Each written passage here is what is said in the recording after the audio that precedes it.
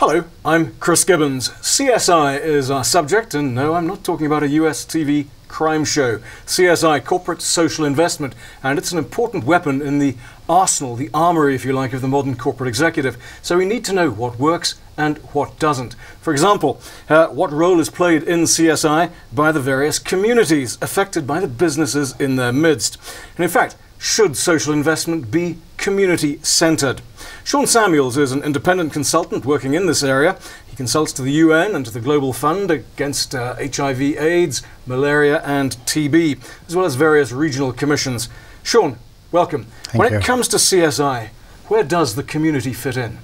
Well, that's actually a good question. And the question is, do they fit in? I think I speak as the internal consultant to the Charles Stewart and Mudd Foundation, where we are trying to build philanthropy in South Africa. And one of the key challenges that we have is that communities are not central to their own development. We've come from a history of where others come to develop you. And I think CSI programs are quite guilty of establishing a cause or identifying a cause, then giving a grant to maybe an intermediary, and they go in to develop the community. And then we get a report at the end of the day.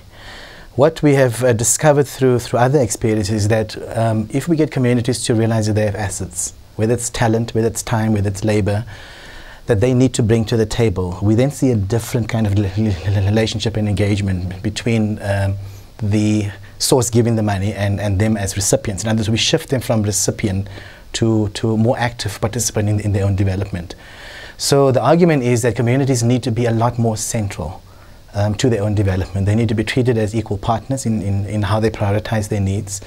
They need to be part of the solution. In other words, we need to call on their own wisdom and experience in how we problem solve.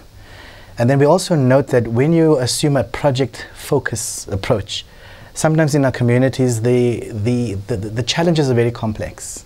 And one particular approach, one particular angle is not going to be sufficient to address. So if you're dealing with a water crisis, you have to deal with local authority, you've got to deal with national or provincial government, you've got to deal with business counterparts and deal with a whole range of other players in order to have a more holistic approach to the solution. But many CSI programs would invest in one small aspect of that and normally find success, they think success in a very well drafted report that says we had 15 people in a training program and we've managed to do this and that. So communities, and certainly in the argument of this afternoon, it raised quite a bit of interesting sort of issues around. It is not only about arguing the communities, how we leverage their assets.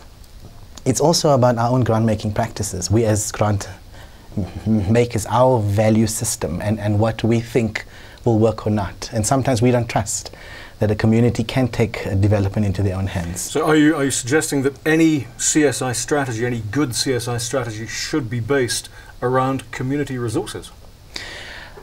Yes, I think we come from a history, especially during the apartheid years, where we relied heavily on foreign donors. We had to parallel whatever the apartheid government was delivering.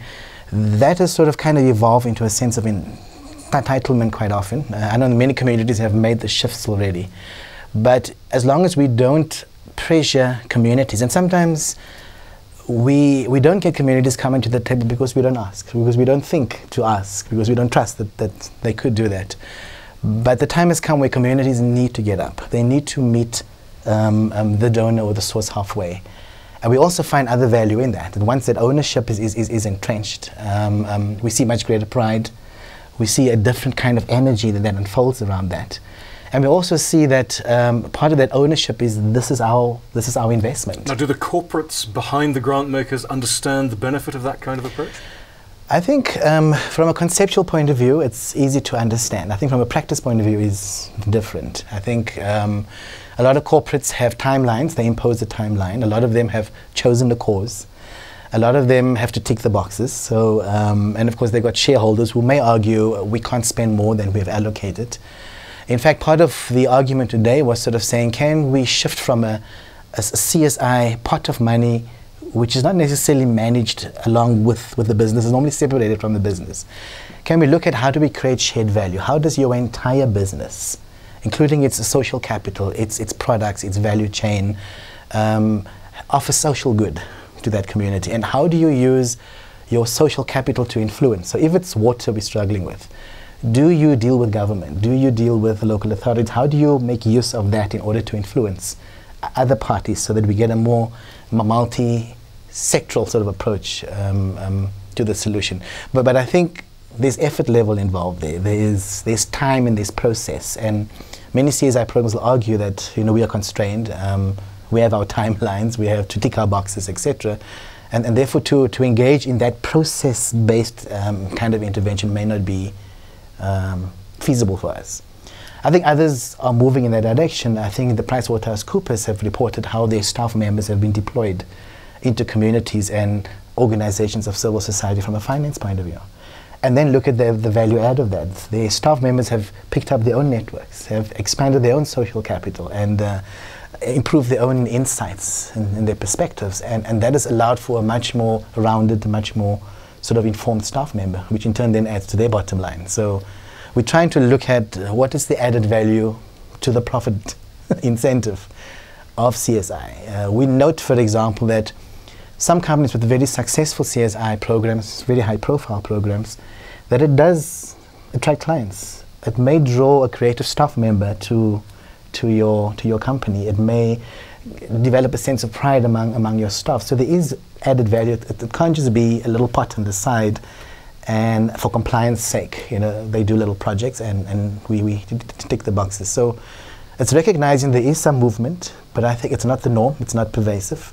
And we'd like a lot more corporates to edge in the direction of real community development rather than just a project sort of approach. Plenty there to think about. Shaun Samuels, thank you. Thank you.